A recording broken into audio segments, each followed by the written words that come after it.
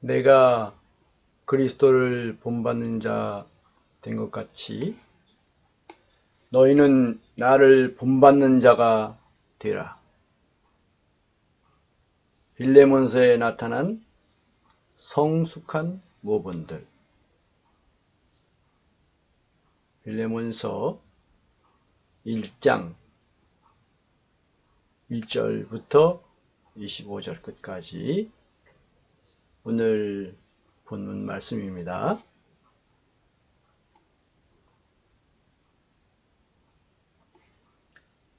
빌레몬서 1장 1절을 보면 그리스도 예수를 위하여 갇힌 자 된 바울과 및 형제 디모데는 우리의 사랑을 받는 자요 동역자인 빌레몬과 2절 자매 아비아와 우리와 함께 병사된 아키뽀와 이 집에 있는 교회에 편지하노니. 사도 바울이 옥중에서 쓴 서신입니다. 감옥에 갇혔다는 거예요. 그리스도 예수를 위하여 갇힌 자 된 바울, 예수님을 위해서 복음을 전하다가 진리의 말씀을 가르치다가 감옥에 갇혔습니다. 감옥에 갇힌 상태로 사도 바울은 빌레몬에게 편지를 씁니다. 그런데 빌레몬 한 사람에게만 쓴 것이 아니고 자매 아비아라고 그 빌레몬의 아내로 보이고요.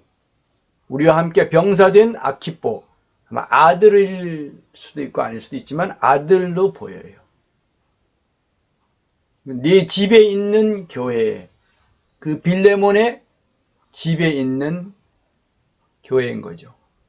그러니까 빌레몬에게 쓰고 있으면서 또 단지 문안한다고 하는 것이 아니고 아비아와 아키뽀에게 그리고 그 교회에 편지한다고 했습니다. 빌레몬이 좀 대표적인 경우고 그 아내 아비아, 아들 아키뽀, 그리고 거기 있는 몇몇 성도들 많지 않은 것 같아요. 네 집에 있는 교회라고 한 거 보면. 그리고 여기에 분명히 지명이 있었을 텐데도 지명을 쓰지 않고 네 집에 있는 교회라고 쓴 것은 특별히 또 의미가 있다고 생각이 돼요. 어떤 지명이 그렇게 중요한 것은 아닌 것을 알 수가 있죠. 그렇게 중요한 것이라면 사도 바울이 지명을 반드시 썼지. 지명을 안 쓰고 이렇게 내 집에 있는 교회라고 이렇게 하면은 바울이 정말 무식한 사람이라서 이런 건가요? 그리스도의 몸에 대한 이상이 없어서 이렇게 표현한 것밖에 안 되잖아요? 그건 아닌 것이죠. 우리가 어떤 교회 이러면 내 집에 있는 교회 이렇게 말할 수도 있어야 되는 거예요. 꼭 앞에다가 교회 앞에다가 특별한 이름을 붙이는 것이 아니라 누구 집에 있는 교회, 누구네 집에, 빌레몬 네 집에 있는 교회 이렇게 그렇게 말해도 되는데 꼭 앞에다가 뭘 붙여야 된다는 것은 사람들이 만들어낸 고정관념인 거죠. 바울보다 그 사람이 더 정확합니까? 교회에 대해서 바울보다도 더, 사도 바울보다도 더 정확하다고 하는 그런 사람들이, 결국은 그런 사람들은 신사도 운동 계열 같은 그런 쪽으로 빗나가고 마는 거예요. 그런 게 하나가 있고요. 또 하나 여기 아름다운 호칭이 있습니다. 형제라고 해요. 형제 디모데는 이렇게 불러요. 형제. 디모데를 형제라고 여기 앞에 붙인 거 참 아름답습니다. 우리도 이 형제라는 이 아름다운 이름을 다시 또 회복해서 계속 부르면 좋겠다고 싶고요. 그 다음에 동역자인 빌레몬과 아내, 네 아내라고 할 수도 있는데 자매라고 했어요. 아내가 아닐 수도 있지만 아내일 가능성이 좀 많다고 봅니다. 자매 아비야. 이거 분명히 자매입니다. 그러면 자매도 귀하게 여긴 걸 알 수가 있죠.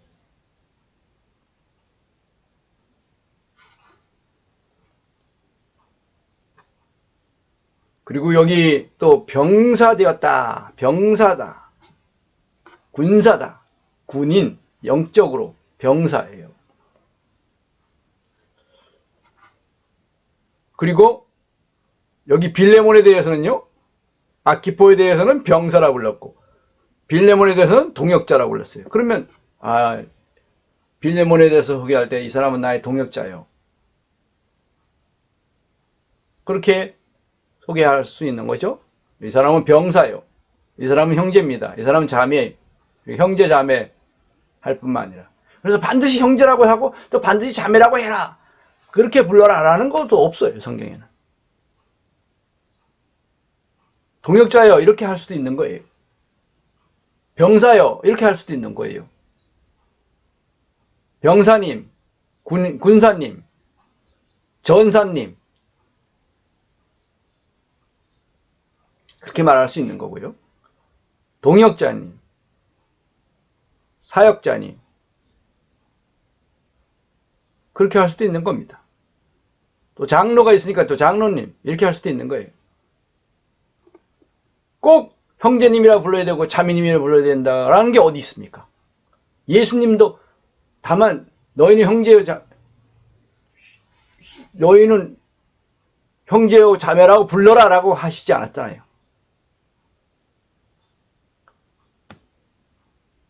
마태복음 23장에도 보면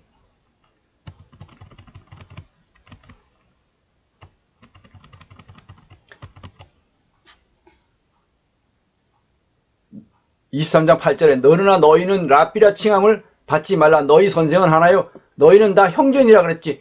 형제라 불러라. 그러니까 형제라고 불러라. 또는 자매라고 불러라. 그런 게 어디 있습니까? 그런 말씀 안 하셨어요.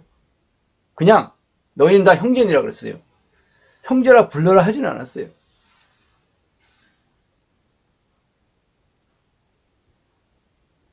근데 여기 랍비라 칭함을 받지 말라고. 랍비라 칭함을 받지 말라고. 이 원문에서도 랍비거든요. 랍비라 칭함을 받지 말라고 했어요. 랍비라고 또 한면으로는 부르지도 말아야 되겠죠. 사람을 랍비라고. 너희 선생은 하나요.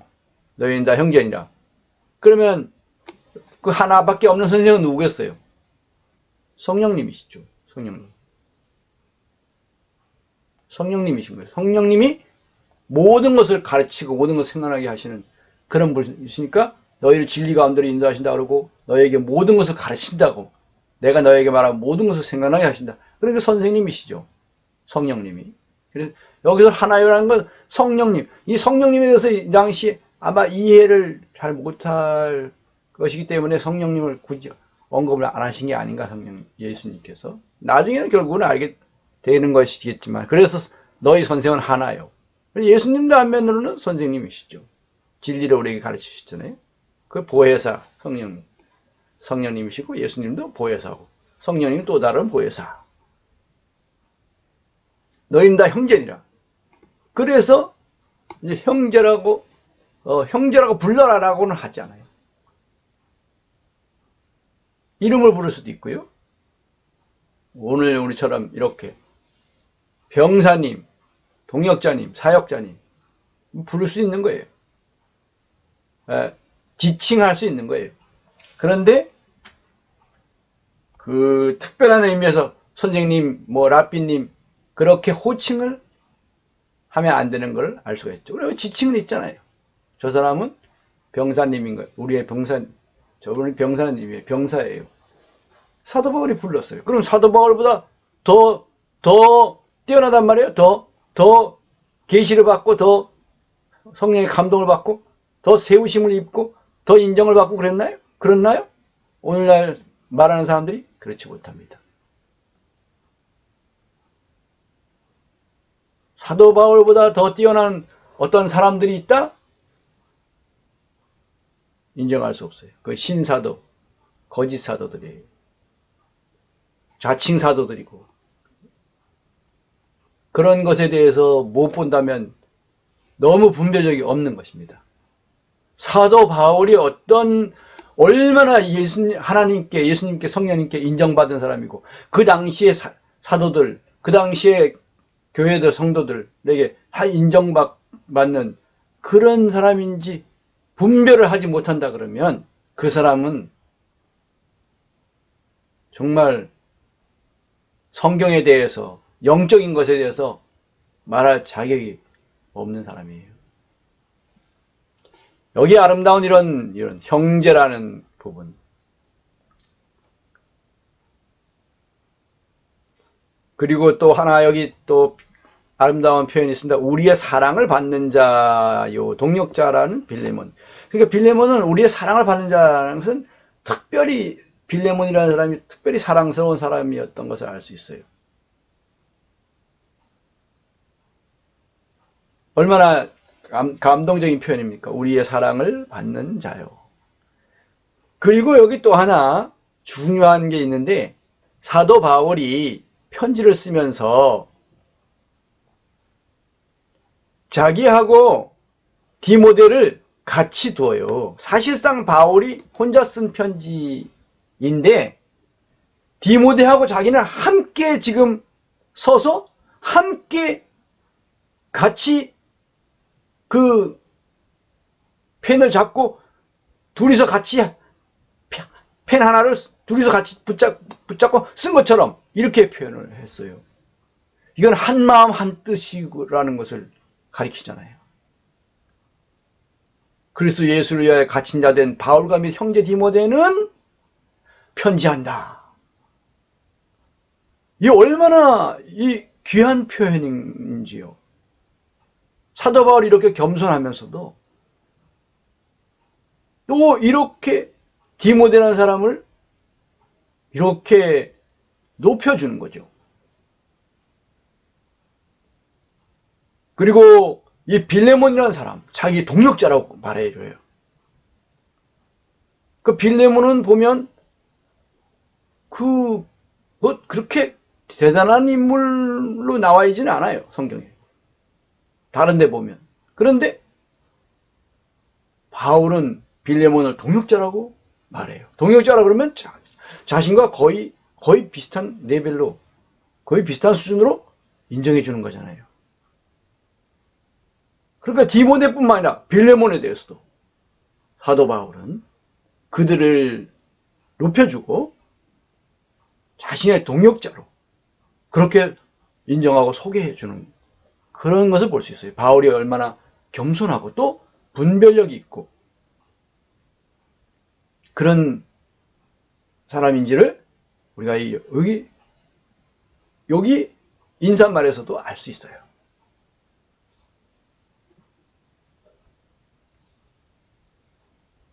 이 작은 교회겠죠? 큰 교회일 수가 없잖아요. 이 집에 있는 교회라 그러니 아마 성도 수가 수십 명도 아닐 겁니다. 아마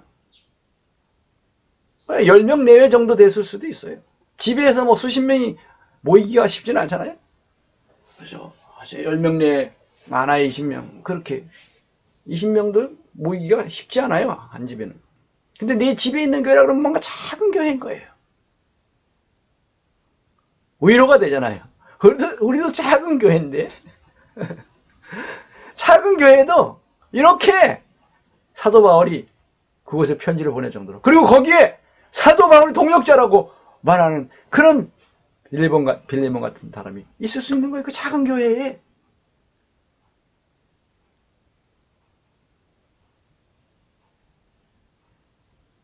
사도 바울의 친서를 받았어요. 그런데 이 뒤에 가면 그 이렇게 편지를 쓴 특별한 목적이 있습니다. 오네시모라는 사람과 관련해서 편지를 썼어요. 그런데 거기에 너무 아름다운 내용이 있습니다.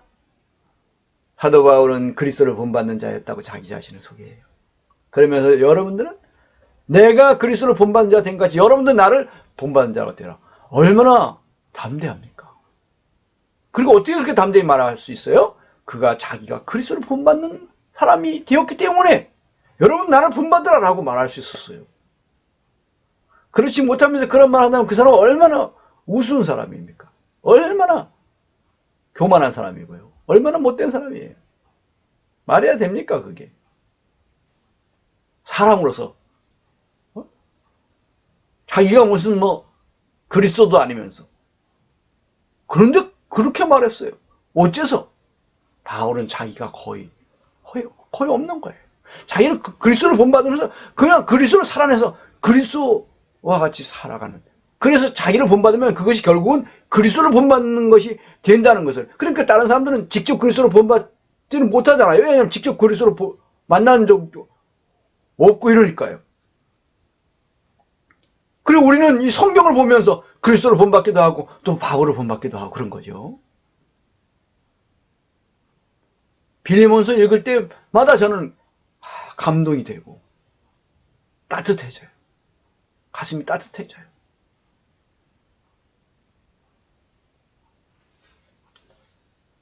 이제 3절로 넘어가 봅니다.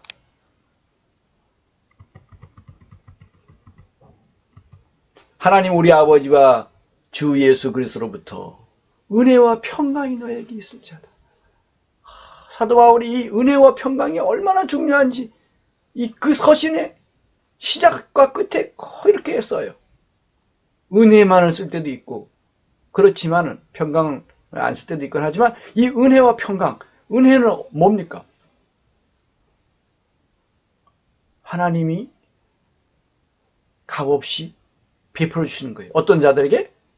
겸손한 자들에게. 겸손한 자들에게 하나님이 하나님께 속한 그러한 많은 풍성한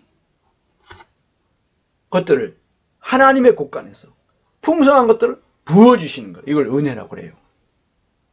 하나님께 속한 모든 그 아름답고 거룩하고 참되고 의롭고 사랑스럽고 긍휼과 은혜, 사랑이 넘치는 그러한 모든 것들, 빛이 그 빛 가운데, 어둠이 아니라 빛 가운데, 또 기쁨이, 즐거움이, 또 안식이 있는 그런 거예요. 이것이 은혜와 평강이에요. 그것이 우리에게 계속 공급되어야 돼요. 그래서 사도 바울은 이렇게 서신의 시작과 끝에 꼭 이렇게 인사말에 이걸 넣었습니다. 은혜와 평강 너에게 있을지어다. 은혜를 더 많이 말해요. 평강은 뭐냐? 불안하지 않은 거예요. 불안하지 않은 거예요. 혼란스럽지 않은 거예요. 그리고 괴롭거나 머리가 아프고 스트레스 받고 이런 게 아니에요. 의심스럽고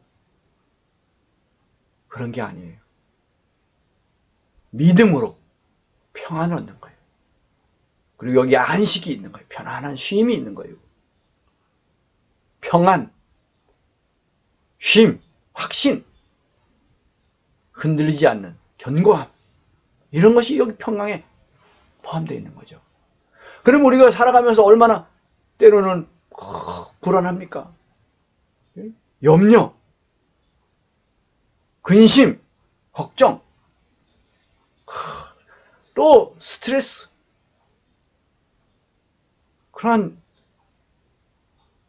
의심, 긴장, 뭐 이런 온갖 혼란, 어둠 이런 것들이 그런 반대인 거예요. 그런 것들을 다 녹여버리는 거예요. 그런 것들을 다 날려버리는 거예요. 이것이 평강입니다. 은혜와 평강 얼마나 좋습니까? 얼마나 좋습니까? 이것이 우리에게 계속 날마다 공급될 준비가 되어 있는데 우리가 어떻게 되겠어요? 이렇게 사도 바울처럼 다른 이들을 위해서 우리가 기도하는 것이 필요하고요. 또 축복하는 것이 필요하고요.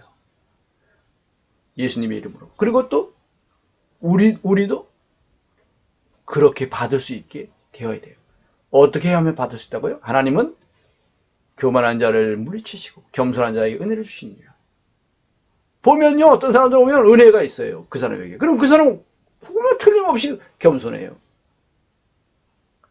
은혜를 받고 있어. 그 틀림없이 겸손해. 근데 이 사람은 은혜를 받고 있지 못해. 뭔가 지식이 좀 있는데 그 죽은 지식이고 뭔가 쓰레기가 있어요. 그리고 그 배우려고 하지 않고 가르치려고만 들고 이렇게 마음이 높아져 있고 교만해. 틀림없어요. 이 은혜를 받고 있지 못한 사람은 틀림없이 교만해요. 그 말씀이 진리의 말씀인 걸 확인하는 거죠. 우리는 하나님은 교만한 자를 물리치시고, 베드로전서에서는요 5장에서는 대적하신다고 그랬어요.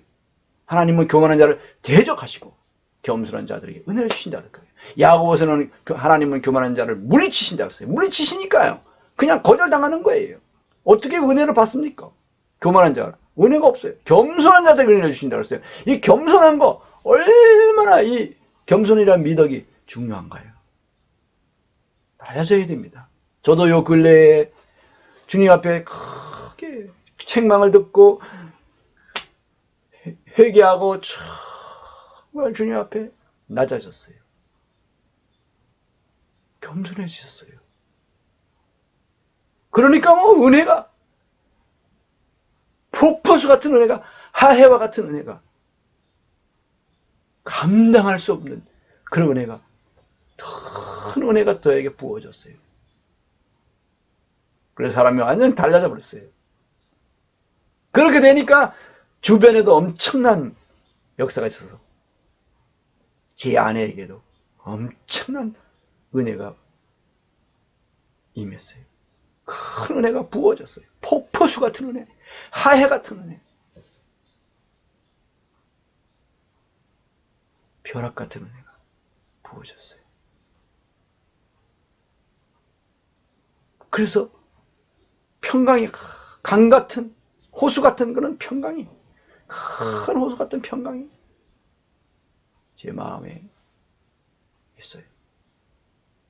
물론 그 중에 또 넘어지고 또 실패하고 또 범죄해서 또 자백하고 이런 일들이 또 있지만 또 계속해서 은혜와 평강을 날마다 시시때때로 받아야 돼요. 그리고 은혜의 보좌 앞에 담대히 나아가야 돼요. 그래야 은혜를 또 받는 거예요. 은혜의 보좌 앞에 나가서 은혜 받기를 간절히 구해야 돼요. 지성소 안에 골방에 들어가서 은밀한 중에 보시는 하나님 앞에 기도해야 돼요. 하나님, 저 이런 부분. 어떤 몸이 아플 때도 기도하세요. 저도 요전에 2번 이번에도 체험했는데 계속해서 변을 볼 때마다 피가 계속 섞여 나오고 그게 한 3개월 정도 지속됐었어요. 근데 뭔가 이거 안 되겠다 싶어요. 이거 뭔가 큰 병, 이게 무슨 암일 수도 있고 뭔가 큰 병이라는 생각이 들어요. 계속 그러니까. 그래서 간절히 기도했어요. 주님이 병을 낫게 해주세요. 치료해 주세요. 근데 어느 날 싹 없어졌어요. 말짱해. 그 이후에 한 번도 없어요. 피가 섞여 나오지 않아요. 그리고 또 여기 다리에 뭔가 이렇게 이상하게 생겼는데 계속 가렵고 아무리 뭐 소독을 하고 뭐 식초로 소독하고 과산화수소로 소독을 하고 아무리 해도 이게 안 나아요. 계속 가려워요. 너무너무 심해요. 이게 뭔가 이 피부가 이게 뭐 심각한 문제가 있구나. 그래서 기도해야지 하고 간절히 기도했어요. 근데 그 다음날 그때는 몰랐는데 그 다음날 전혀 가렵지 않은 거예요. 그러면서 딱지가 않기 시작하고 지금은 그 딱지 이게 3주도 안 됐어요. 딱 2주 정도 됐나. 이 딱지가 싹 없어졌어요. 그렇게 이런 작은 것이지라도 주님 앞에 나가서 주님 의지해서 간절히 은혜의 보좌 앞에 나가야 돼. 겸손하게. 이렇게 왜 나아갑니까? 내가 할 수 없으니까. 하나님은 하실 수 있으니까. 나는 연약해서 할 수 없어요. 어떻게? 내가 내 힘으로 할 수 없어. 하나님은 능력 있으신 분이셔요. 하나님은 지혜가 있으신 분이에요. 나는 해결하지 못해. 하나님은 지혜가 있으신 분이시죠. 하나님께는 다 길이 있어요. 예수님 내가 곧 길이요 진리요 생명이었어요. 길이요. 하나님께는 길이 있어요. 방법이 있어요. 하나님은 지혜로우시니까. 지혜의 왕이시고 지혜 자체이시고 지혜의 근원이시니까. 그래서 하나님 앞에 나아가는 거예요.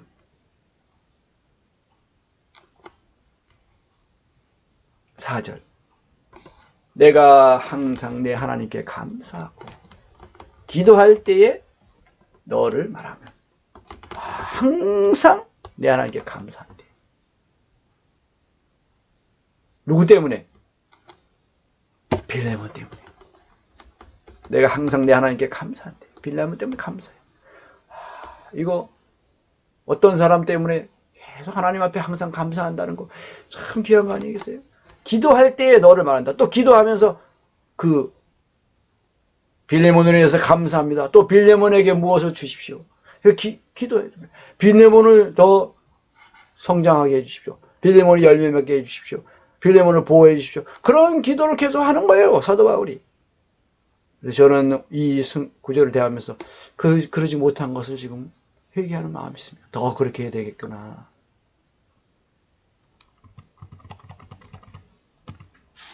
주 예수와 및 모든 성도에 대한 네 사랑과 믿음이 있음을 들음이니 했어요. 왜 빌레몬을 기도할 때마다 언급하냐고요. 주 예수와 및 모든 성도에 대한 네 사랑과 믿음이 있음을 들음이니. 주 예수님께 대한 그 사랑, 그게 큰 사랑이 있었던 거예요. 빌레몬에게. 그래서 동역자라는 거. 그리고 말을 들을 수가 있었던 거고, 그렇게 말할 수 있었겠죠, 사도 바울도. 그리고 모든 성도에 대한 내 사랑과 믿음, 그 성도들에 대한 그런 한면으로씩 그런 신뢰, 이런 것이죠. 그건 예수님께 대한 그런 믿음하고는 또 다른 것이죠. 성도들에 대한 그런 신뢰는. 불신하고 이런 건 또 안 되잖아요. 성도들에 대해서. 그런 차원으로 봐야 되겠죠. 주 예수와 및 모든 성도에 대한 네 사랑. 그리고 빌레몬의 그 믿음. 계속 듣고 있는 거예요. 사도 바울은. 이제 서로 막 소식을 전했던 걸 알 수가 있어요. 그 당시 보면요, 소식을 서로 굉장히 활발하게 전했어요. 그래서 사도 바울도 그 소식을 알고 싶어 했어요. 그래야 그를 위해서 또 구체적으로 기도할 수 있고, 또 때로는 방문해서 그들에게 필요한 도움을 줄 수 있고, 말씀으로 그들을 또 돕기도 하고, 물질적으로 돕기도 하고, 그렇게 해서 또 위로의 말로 그들을 돕기도 하고, 때로는 어떤 데 가서는 그 문제들을 해결해 주기도 하고, 이렇습니다. 교회 문제들을 해결해 주기도 하고, 때로는 책망하기도 하고, 그랬어요. 6절. 이로써 내 믿음의 교제. 이거 중요합니다. 저도 이 믿음의 교제를 위해서 사람들이 이제 좀 더 만나러 가고 있어요. 지금 이제 무안 쪽에서 사람들을 만나고 있고, 그래요. 그리고 이제 또 다른 한 가정, 참 귀한 가정, 헌신된 가정이 있어요. 전도를 위해서, 선교를 위해서, 사역을 위해서 부부가 합심해서 어떤 가게를 오픈하고 거기에 사람들을 알바로 쓰면서 그 사람들에게 복음을 전하고 그 사람들을 제자로 세워나가려는 그런 참 귀한 부부를 알게 됐어요. 그래서 그들과 믿음의 교제를 가지고 있고, 또 앞으로도 계속 그런 믿음의 교제를 가지려고 합니다.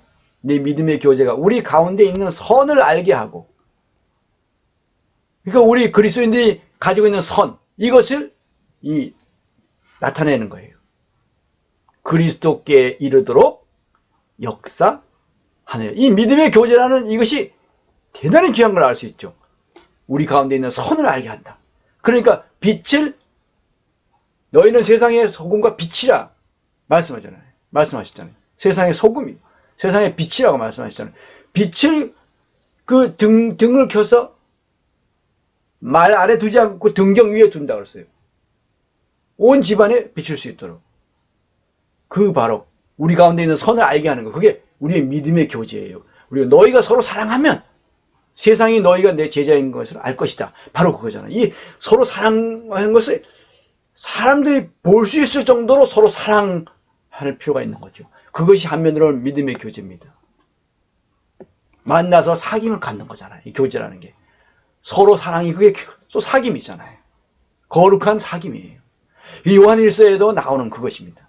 우리가 신앙생활을 하는데 이 거룩한 믿음의 교제, 서로의 만남, 서로 사랑하고 그 만남, 이것이 중요한 부분입니다. 만남이 없다? 안 돼요. 만남이 필요합니다. 빌레몬처럼.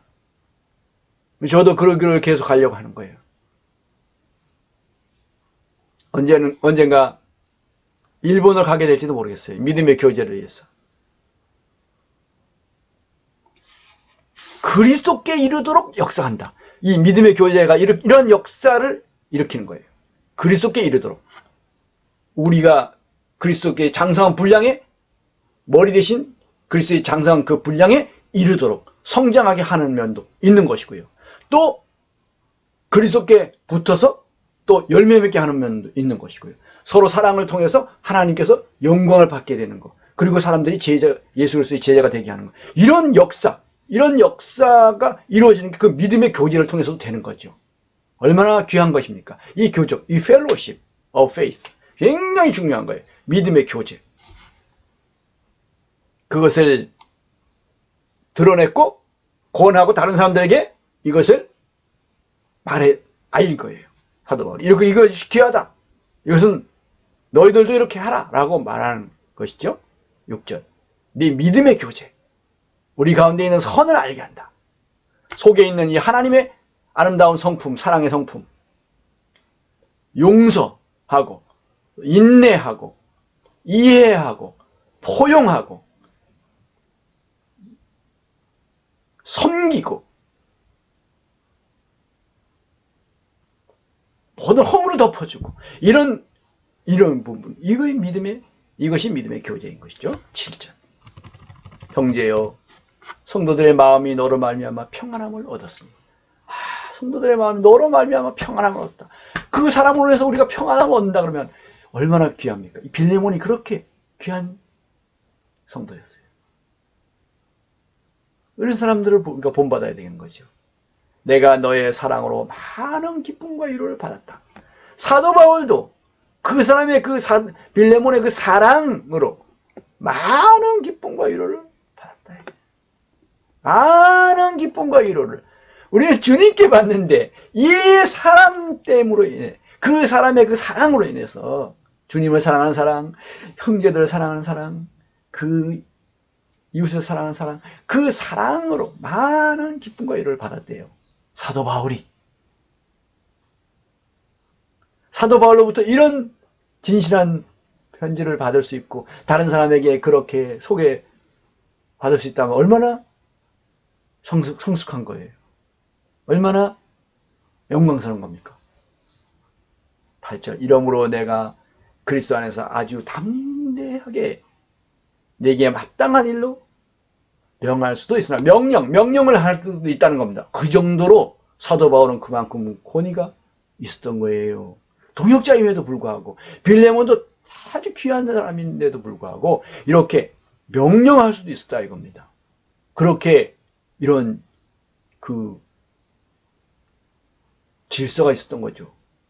그러면 내가 그리스도 안에서 아주 담대하게 네게 마땅한 일로 명할 수도 있으나 명령할 수 있는데 명령하지 않는다는 거죠. 왜? 그만큼 빌레몬이 명령하지 않고 제시만 하고 던져주기만 해도 그것을 명령받은 것처럼 그 이상으로 그렇게 행할 사람인 것을 알기 때문에 사도 바울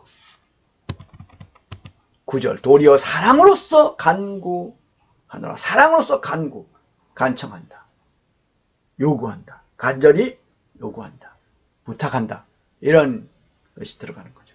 나이가 많은 나 바울은 이때 보면 이 빌레몬서를 쓸 때 보면 나이가 많은 나 바울은 이거 보면 이때 이 옥중서신을 쓸 때는 거의 그의 나이가 아주 노년이고 거의 이제 사역의 거의 그 말기였던 것을 알 수가 있어요. 나이가 많은 나 바울은 아마 80, 90 되지 않았을까? 지금 또 예수 그리스도를 위하여 갇힌 자 되어 또 갇혀서 그때도 그렇게 나이가 많은데 지금 또 그 전에도 그랬다는 거죠. 예수 그리스도를 위하여 갇힌 자 되어. 여기서 갇힌다는 건 진짜 갇힌 겁니다. 이거 감옥에 갇힌 거예요. 지금 옥중서신이라고 그래요. 그래서 이 빌레몬서 이런 것들 옥중에서 썼다고 해서 옥중서신이라고 그래요.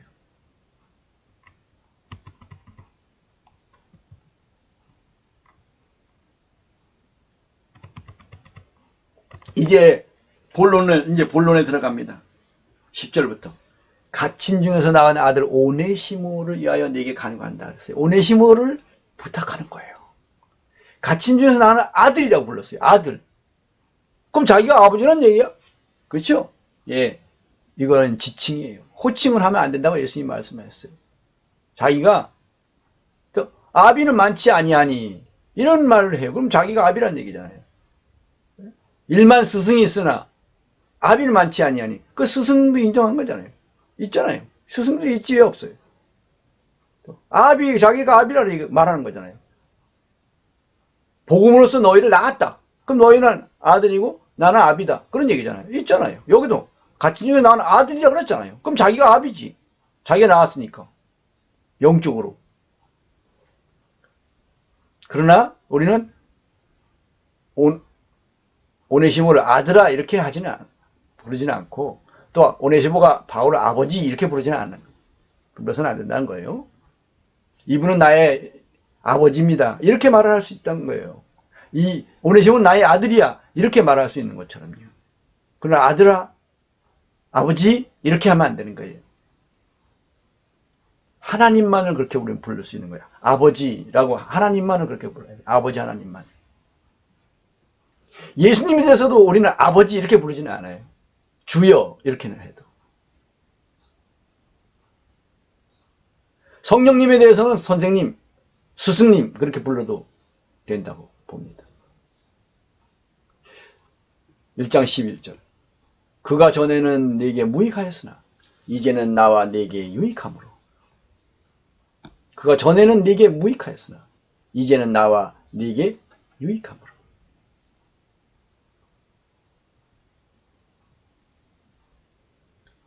이 오네시모라는 사람이 전에는 네게 무익하였으나 알고 보면요, 이 오네시모가 원래 빌레몬의 종이었어요.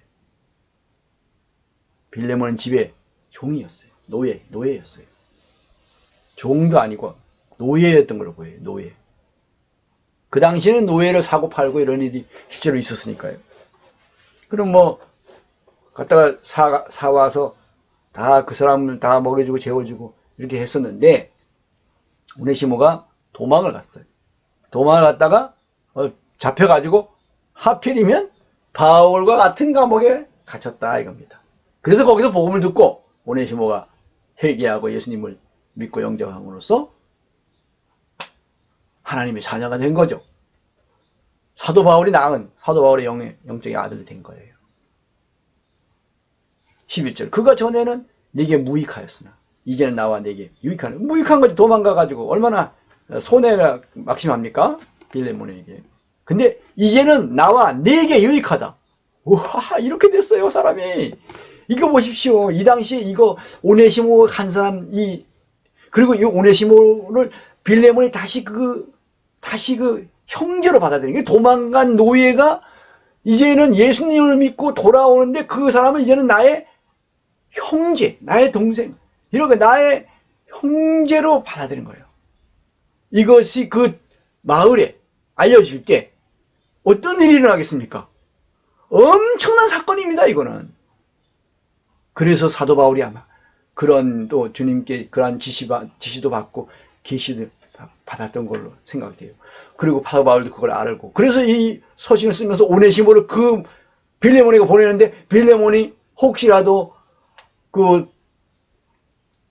실수할까봐, 그렇게 하나님께 영광 돌리는 일을 혹시라도 못할까봐 그런 부분에 있어서 충분히 미리 이렇게 서신을 보내고 나서 이제 오네시모로 보내려는 거예요. 엄청난 사건입니다. 생각해 보십시오. 그 동네에서 이거.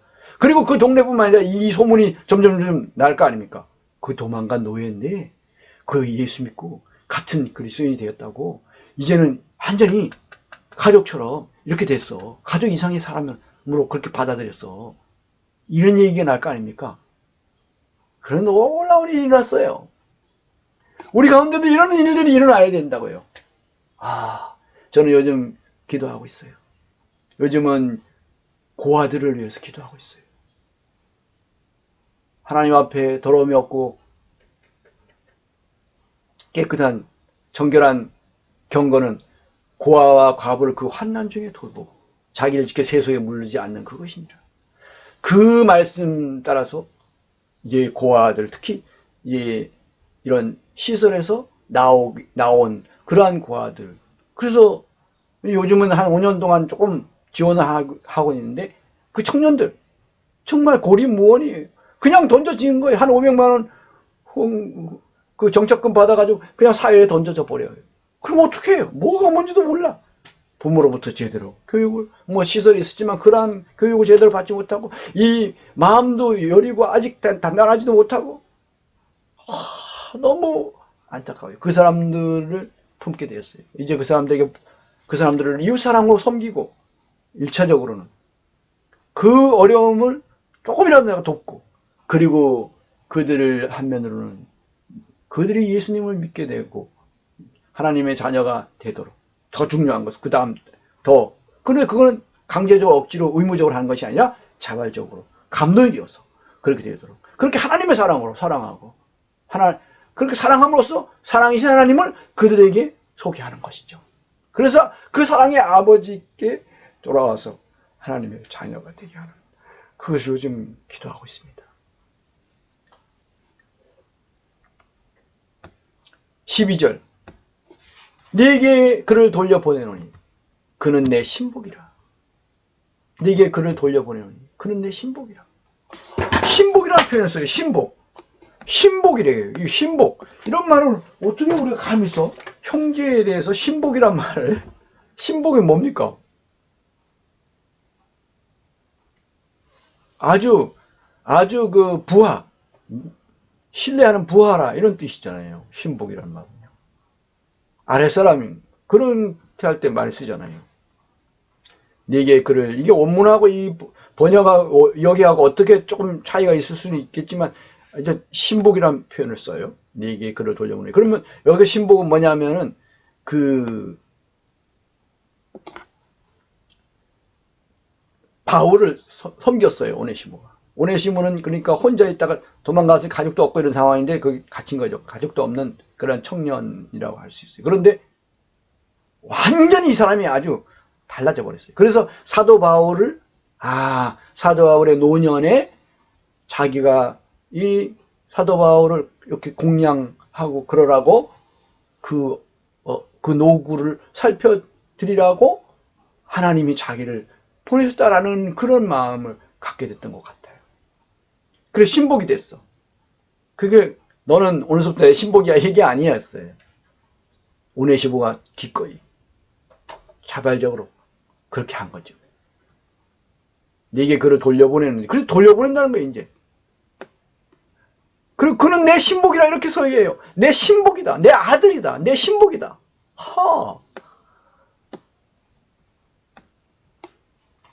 정말 특별하죠. 이거 이해하기가 쉽지 않아요. 그러나 사실입니다. 그를 내게 머물러 있게 하여 내 복음을 위하여 갇힌 중에서 내 대신 나를 섬기게 하고자 하나 이런 표현까지 썼어요. 내 대신 나를, 그러니까 네가 나를 섬기는 그거 대신 하나님이 이 오네시모를 나에게 보내신 걸로 보인다라는 뜻이잖아요. 그리고 이게 억지로 되는 것이 아니라 사도 바울이 사람을 부려먹고 이러는 것이 아닌데 하나님이 그런 사람으로 오네시모를 주셨고 오네시모가 그것을 깨달았고 그것을 받아들였고 기꺼이 그렇게 하고 있는 거예요. 그런데 이게 왜 돌려보내냐? 승낙을 받고 뭔가 또 하나님께 영광 돌리는 그거. 종이었던 노예였던 사람을 이제는 형제로 대하는, 육신의 가족 이상으로 대하는 그런 그런 것을 통해서 주변에 빛을 발하고 하나님께 영광 돌리는 일을 하고, 다시 오네시모가 이제 이 사람은 이제 석방될 때가 된 걸로 보여요. 14절. 다만 내 승낙이 없이는 내가 아무것도 하기를 원하지 아니하노니. 이제 승낙을 받으려는 거예요. 왜냐하면 과거에 그 빌레몬의 노예였으니까. 빌레몬의 재산이란 말이에요. 이 사람은 사실상은. 그래서 승낙을 받으려고 하는 거죠. 그것도 얼마나 중요합니까? 이게 명령할 수도 있는데, 이렇지 않으면 말만 해도 통보만 해도 되는 것인데도 그렇게 하지 않았어요, 사도 바울은. 승낙을 받아야 되겠다. 이런 아름다운 절차, 그것을 이렇게 밟아 나가고 있는 거죠. 이는 너의 선한 일이 억지같이 되지 아니하고 자의로 되게 하려고. 이거 중요한 거예요. 뭐든지 억지로 되는 것이 아니라 자의로 되게 하는 거죠. 그렇게 시간을 기다려주고 또 그런 기회를 주고 이런 절차를 또 지키고 이렇게 하는 거예요. 예의잖아요. 그 사람을 존중하는 거잖아요. 이게 사랑에 있어서, 형제 사랑에 있어서 대단히 중요한 부분입니다. 이게 상대방을 그렇게 존중해 주는 거예요.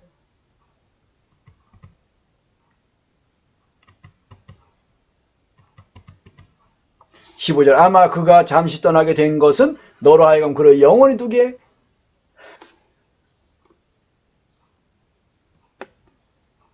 사도 바울이 이런 영적인 인식, 아마라고 말을 해요. 뭔가 주님이 주시는 건데 조금 흐릿하게 주신 것 같아요. 그래서 흐릿하게 느끼면서 이 아마라는 표현을 썼다고 봐요. 아마 그가 잠시 떠나게 된 것은 오히려 노예가 너에게서 도망가게 된 것은 오히려 예수님을 만나고 하나님의 자녀가 되고 같은 아버지를 모신 자녀가 되어서 한 형제로 너와 함께 살게 하시기 위해서 하나님이 그렇게 하신 것으로 보인다라는 겁니다. 아마 그가 잠시 떠나게 된 것은 너로 하여금 그를 영원히 두게 하며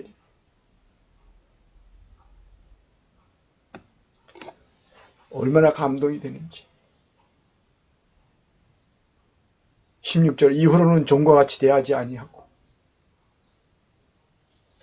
종 이상으로 곧 사랑받는 형제로 둘자라. 어찌 이런 일이 있을 수 있습니까? 복음이 아니면, 그리스도가 아니면, 성령이 아니면, 하나님의 사랑이 아니면 어떻게 이런 일이 있을 수 있어요?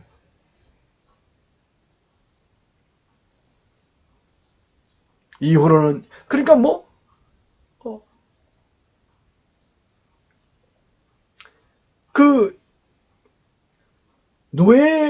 자기 노예를 그냥 보내는 일이 있어요, 더러. 그런데 그건 잘 했을 경우, 그런 경우는 이제 노예 문서를 태워버리고 넌 이제 오늘서부터 노예가 아니다, 종이 아니다, 그렇게 하는 일들은 있죠. 잘했을 때. 그런데 그렇게 잘한 것이 아니고 도망간 사람인데 이제 다시 형제로 받아들인다. 이게 복음의 능력이고, 이게 예수 그리스도의 그 절대적인 그 주 되심의 그러한 능력이고, 성령님의 역사의 그 열매이잖아요. 아름다운 열매의 그 결과잖아요. 이후로는 종과 같이 대하지 아니하고 종 이상으로 곧 사랑받는 형제로 둘자라. 내게 특별히 그러하거든 하물며 육신과 주 안에서 상관된 내게는, 육신 안에서도 상관이 되고 주 안에서도 상관이라는 말을 썼잖아요. 내게 특별히 그러하거든 하물며 육신과 주 안에서 상관된 내게. 육신적으로도 상관이죠. 당연히 노예, 오네시모는 그의 빌레몬의 노예였으니까. 그리고 주 안에서도 상관이라고, 더 앞섰고 더 그러한 거죠. 인도자에게 순종하고 복종하라, 이런 말씀이 있는 거잖아요. 히브리서 13장에도 보면. 그러면서 사도 바울도 그렇다는 걸 이제 이렇게 사도 바울이 이 오네시모는 뭐예요? 사랑받는 형제, 사랑하는 거예요. 오네시모 막 부려먹는 거 이런 거 절대 아니에요.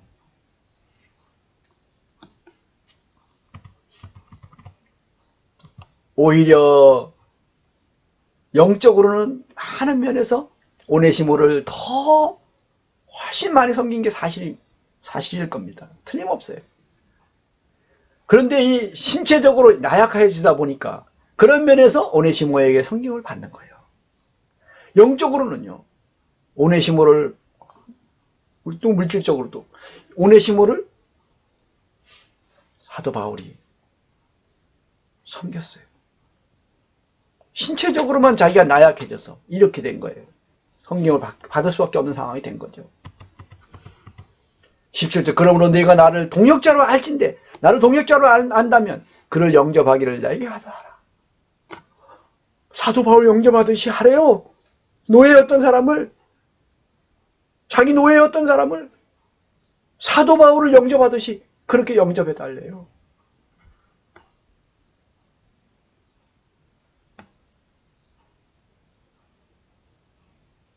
그가 만일 네게 불의를 하였거나 네게 빚진 것이 있으면 그것을 내 앞으로 계산하라.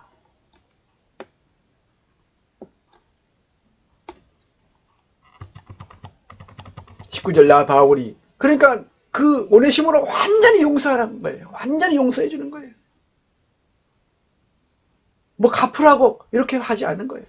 그리고 그럴 것이 혹시 남아있다면, 네 속에 남아있다면 나에게 해라. 아마 이 빌레몬이 어떤 면에서는 그렇게 성숙하지 못했던 것 같아요. 그런데 이 빌레몬에서 이렇게 오네시모를 보내고 하는 이 과정에서 빌레몬이 엄청나게 성숙해졌을 것 같습니다. 빌레몬에서 이 서신을 받을 때 빌레몬이 어떻게 됐겠어요? 바울에게 얼마나 많이 지금 교육을 받으며 또 양육을 받으며 얼마나 지금 섬김을 받고 있어요. 얼마나 감동을 받겠어요. 그리고 얼마나 자기가 부족했으면 사도 바울이 이런 편지를 아예 썼을까? 이렇게 생각했겠죠. 20절, 오 형제여, 나로 주 안에서 너로 말미암아 기쁨을 얻게 하고 내 마음이 그리스도 안에서 평안하게 하라. 이렇게 쓸 때, 내가 아직도 그렇게 성숙하지 못했구나. 사도 바울이 볼 때는 내가 그렇게 성숙하지 못했구나. 그래서 이런 편지를 나에게 썼구나. 내가 혹시 실수할까봐, 내가 혹시 실패할까봐, 또 내가 아직도 그렇게 성숙하지 못해서 이렇게 썼구나 하는 것을 느꼈을 거예요. 그렇지만 사도 바울은 그를 동역자라고 말했어요. 그의 그 믿음의 교제가 우리가 안에 있는 선을 알게 하고 그리스도께 이르도록 역사한다고 말했어요. 또 그것도 사실일 거예요. 근데 그 장점, 그 아름다움, 그것을 말해줬어요. 다른 사람들에게도 그것을 빌레몬이 이렇게 귀한 사람이라는 것을 소개해 준 거죠. 나는 내가 순종할 것을 확신함으로 내게 썼노니, 이 확신이 있었어요. 순종이란 말이 나와요, 여기. 내가 말한 것보다 더 행할 줄을 아노라. 뭔가 압박이라고 생각하면 안 돼. 이건 압박이 아니에요.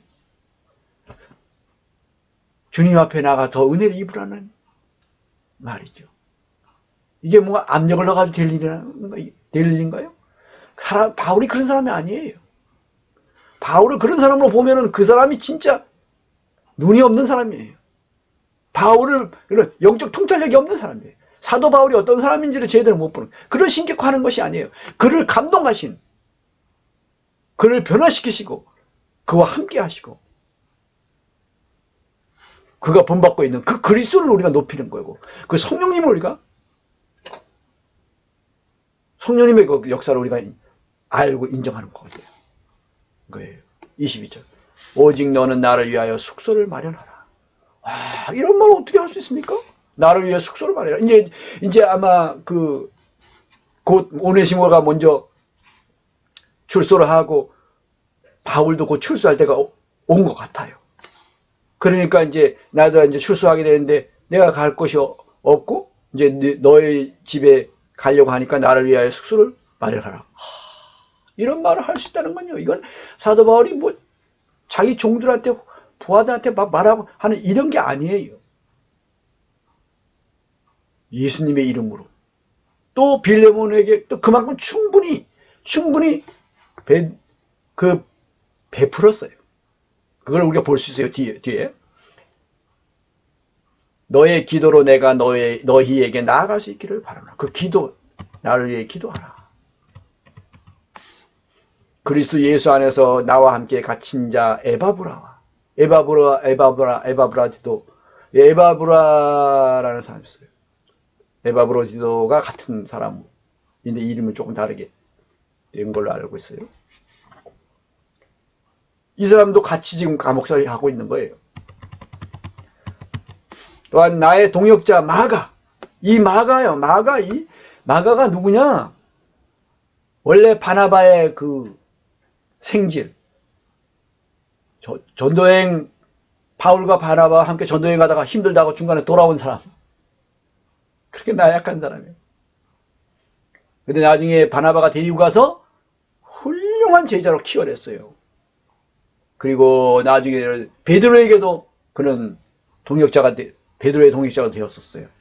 그리고 나중에 바울에게도 와서 동역자가 돼요. 참 귀한 사람이에요. 어떻게 그럴 수가 있을까요? 어떻게 바나바에게, 그리고 바나바가 잘 키운 거예요. 아주 훌륭한 제자로 세운 겁니다. 그 한 사람 또 더 많이 세웠을 수도 있지만 성경에 나오는 사람 그 한 사람인 건데, 그가 베드로에게도 귀한 동역자가 되고 바울에게도 나중에 귀한 동역자가 되는 사람, 이 마가. 그리고 이 사람이 쓴 마가복음으로 보여요.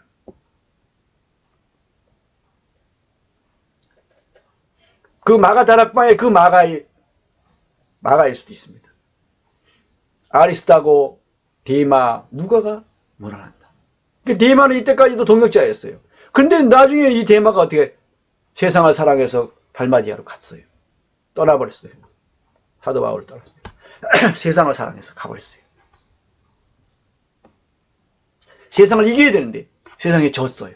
세상에 그 매혹적인 세상에 그냥 빠져버렸어요. 끌려가 버렸어요. 졌어요. 자칫하면 우리가 그렇게 될 수 있습니다. 세상을 이겨야 되는데 그렇게 될 수 있습니다. 온갖 핑계를 대면서 그렇게 될 수 있습니다.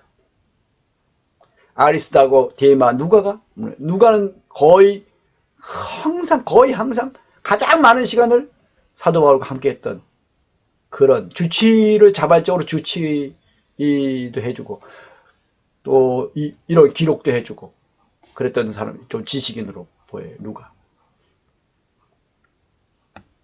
우리 주 예수 그리스도의 은혜가 너희 심령과 함께 있을지어다. 여기에 뭔가 빠진 것 같아요. 내용을. 여기 하나 빠졌네요.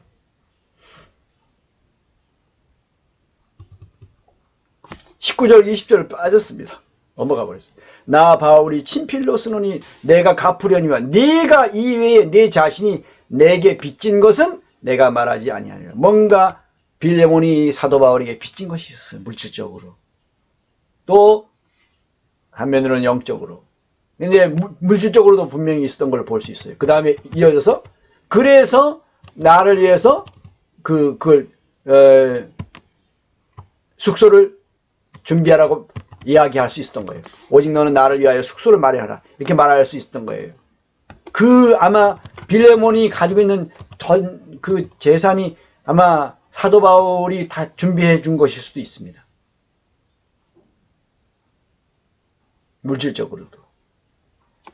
그렇게 보여요, 이 분위기상. 그리고 오 형제여 나로 주 안에서 너로 말미암아 기쁨을 얻게 하고 내 마음이 그리스도 안에서 평안하게 하라. 이것도 한면으로는 빌레몬이 참 훌륭한 사람이었지만 그렇게 아마 그리스도 안에서 보낸 세월이 그렇게 길지는 못했던 것 같아요. 그런데 그래서 사도 바울이 이렇게 편지를 쓰면서 이러이러한 내용까지 담았던 걸로. 그런데요, 여기에서 그 사도 바울과 빌레몬과 그 오네시모 이 관계의 그 속에서 얼마나 이 하늘에 속한 그 아름다움을 볼 수 있습니까? 우리가 배울 수 있잖아요. 많은 걸 배울 수 있잖아요. 그래서 오늘 이 말씀 우리가 함께 나눴습니다. 이 빌레몬서가 더 오늘 이 말씀을 통해서 오늘 이 시간으로 이 빌레몬서가 내 안에 더 들어왔어요. 내 안에 더 분명해졌어요. 내 안에 더 풍성해졌어요. 더 사도 바울을 더 본받고 빌레몬을 본받고 오네시모를 본받고 자매 아비아 병사 아키포 더 본받는 그런 마음, 마가를 본받고 루가를 본받고 그런 에바브로를 본받고 하는 이런 디모데를 본받고 그런 마음을 더 갖게 되었습니다. 하나님께 참으로 감사드립니다. 이 말씀을 듣는 사람들에게도 더 은혜와 평강이 있기를 기도합니다.